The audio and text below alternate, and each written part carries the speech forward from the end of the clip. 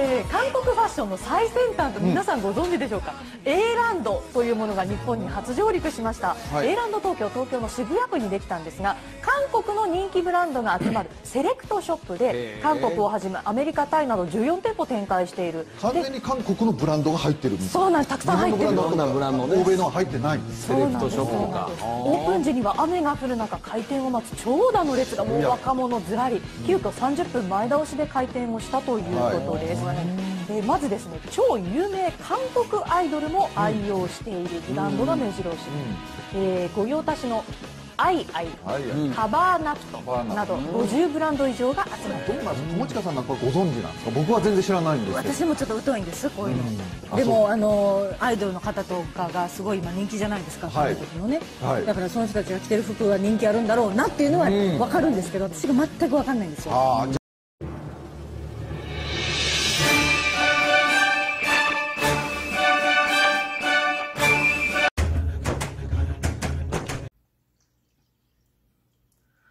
안녕하세요. 정치를 품격 있게 풀어드리는 정치클래스TV의 심상만입니다.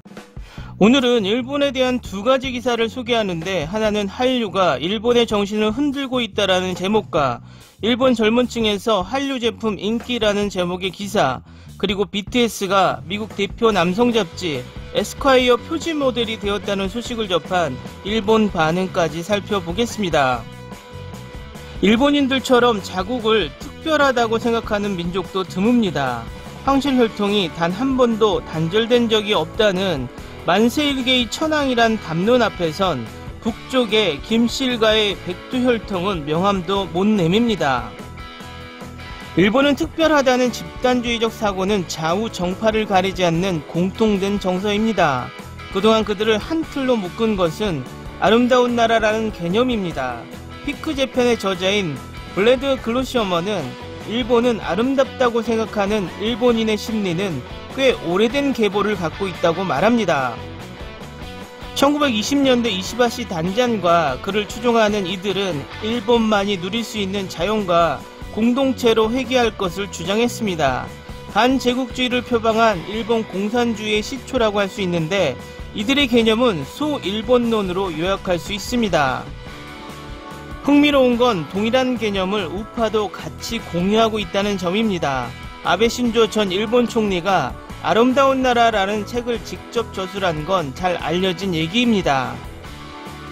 아베가 주장하는 아름다운 일본은 1853년 페리 제독의 흑선에 의한 강제 개항 이래 일본이 달성한 전대미문의 성공에 근거를 두고 있습니다. 그들은 전 세계 시총의 3분의 1을 일본 기업이 차지했던 1980년대의 영화를 다시 한번 누리는데 혈안이 돼 있습니다. 이것이 그들이 꿈꾸는 대일본론인 셈입니다. 이 같은 인식의 근저엔 일본 문화에 대한 강한 자부심이 깔려 있습니다. 섬나라 일본엔 영적인 무엇인가가 있다. 일본은 외부 문화를 흡수해 무엇이든 자기 것으로 만든다는 류의 사고방식이 있습니다. 일본인의 자부심과 자존심에 상처를 낸 건 1990년대 이래 이어지고 있는 오랜 디플레이션입니다. 잃어버린 20년을 겪으며 일본은 더 이상 인류가 아닐 수 있음을 뼈저리게 현재는 절감하고 있습니다.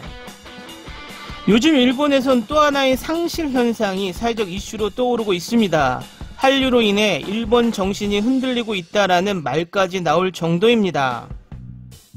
일본의 시사 프로그램에선 자칭 전문가들이 출연해 한류에 물들지 않는 이들은 50대 이상 남성뿐이라며 개탄한다고 합니다.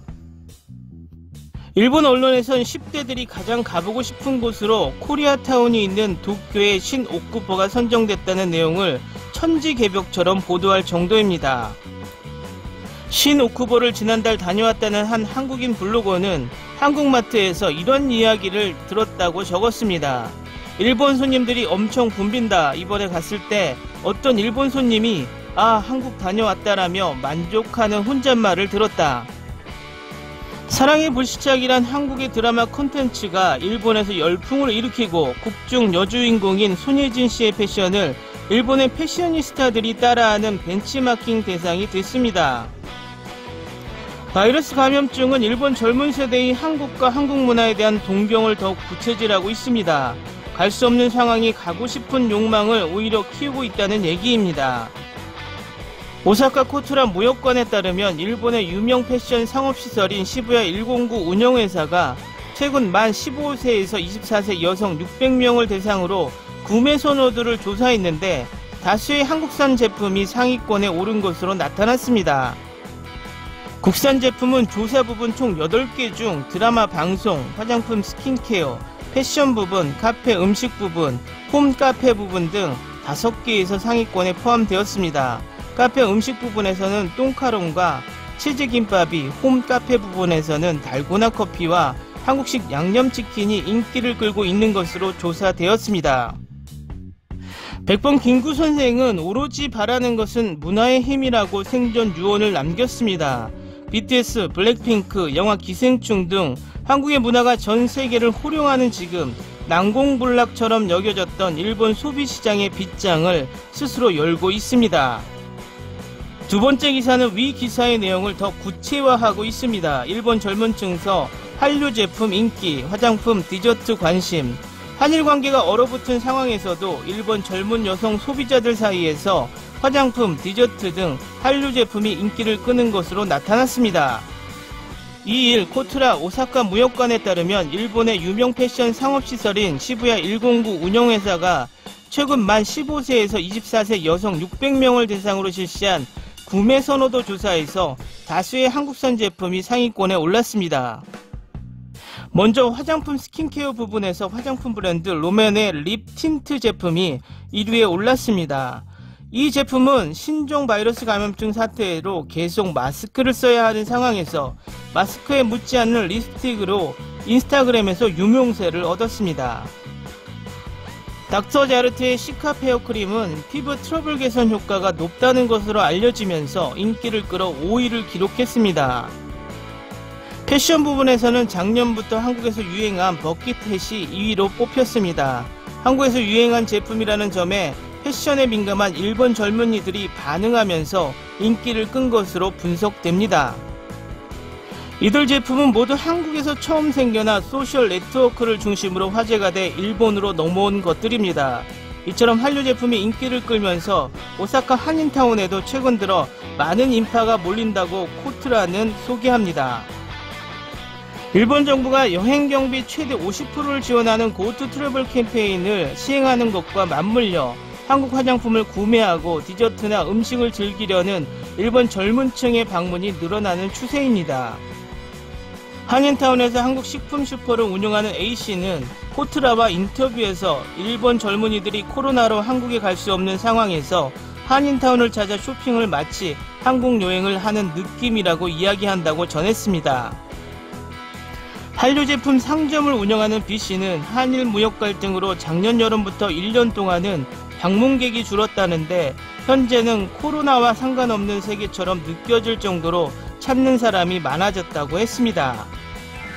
코트라는 젊은 여성들의 생활 속에서 이미 한류는 떼래야 뗄 수 없는 밀접한 요소가 된 것으로 보인다며 일본 소비자들에게 중요한 정보원이 된 SNS 흐름을 잘 파악하면 기업들의 판매 촉진에 도움이 될 것이라고 조언했습니다.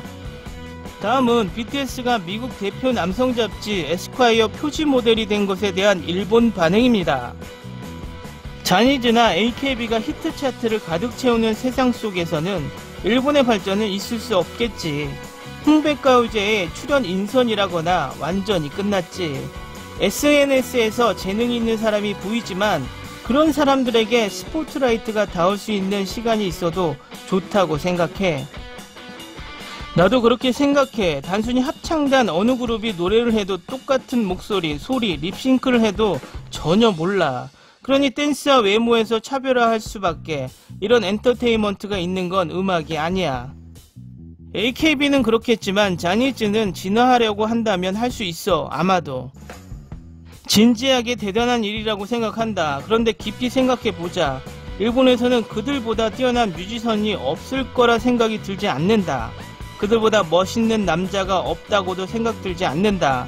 그럼에도 그들은 세계의 톱에 서 있다는 것이 가능했다. 프로모션의 힘? 그건 어느 비즈니스에서도 통용한다. 그러나 일본의 약점일지도 모른다. 바로 어제 스프링데이라는 곡에 대해서 인터뷰 기사를 봤습니다. 팬 중에서는 억측이 있었지만 이건 세월호의 침몰 사건에 대해서 노래한 곡이라고 처음 공식적으로 언급한 것 같습니다.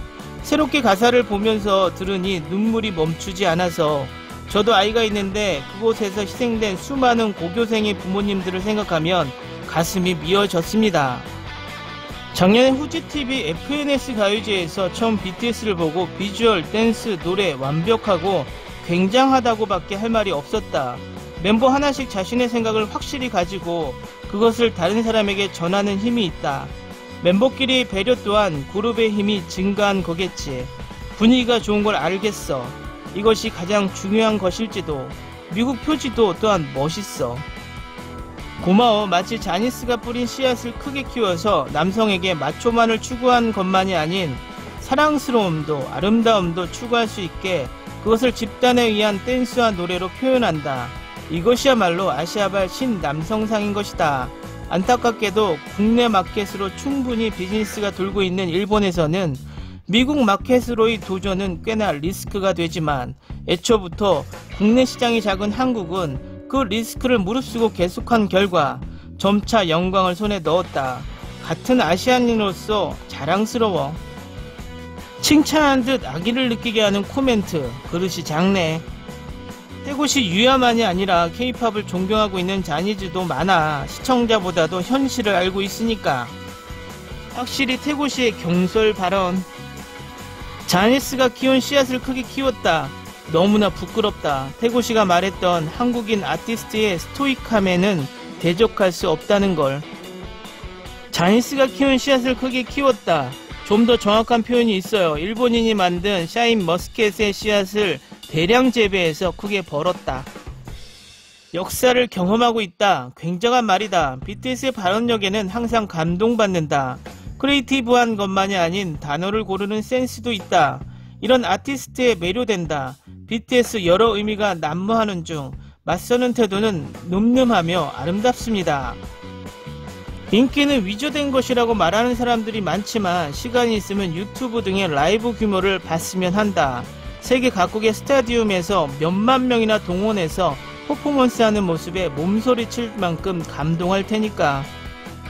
BTS가 현재 진행형으로 활약하고 있는 지금 이렇게 같은 시간을 팬으로 있게 하는 기쁨을 보다 한층 실감하게 됩니다. 고마워 BTS. 한국이 싫은 사람들은 이러니 저러니 하면서 트집 잡지만 대단한 이름에는 틀림이 없다.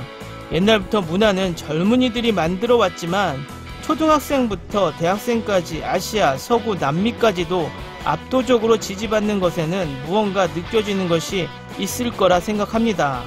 허세도 없이 자연스러운 인상, 작품도 좋으며 틀림없이 그들은 스타입니다. 잃어버린 30년을 겪고 있는 일본의 50대 우익들은 아베의 생각과 똑같이 생각하고 행동합니다.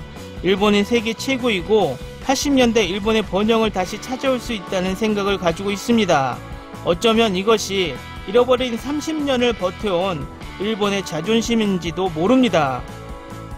하지만 이제 자연스럽게 배용준의 윤사마 신드롬으로 인한 1차 한류를 시작해서 BTS와 블랙핑크까지 거의 20년을 걸쳐서 한류는 이제 일본 젊은이들의 동경의 대상으로 자리 잡고 있습니다. 거스를 수 없는 이 흐름은 향후 일본의 미래를 어떻게 바꿀지 기대를 해봅니다. 오늘은 여기까지 하겠습니다. 오늘도 강화된 사회적 거리두기 꼭 실천합시다. 여러분의 구독과 좋아요는 저에게 큰 힘이 됩니다. 항상 시청해 주셔서 고맙습니다.